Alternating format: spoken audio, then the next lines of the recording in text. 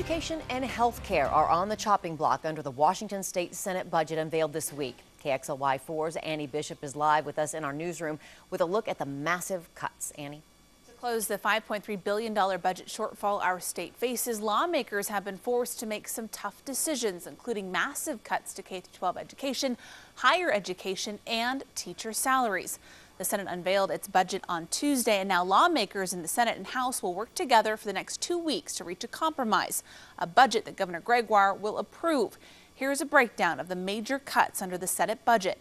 $530 million cut to higher education. The Senate also proposes increasing tuition by 16% each year at UW and WSU, 14% at Central, and 11% at Eastern. $2 billion in funding would be cut from K-12 education.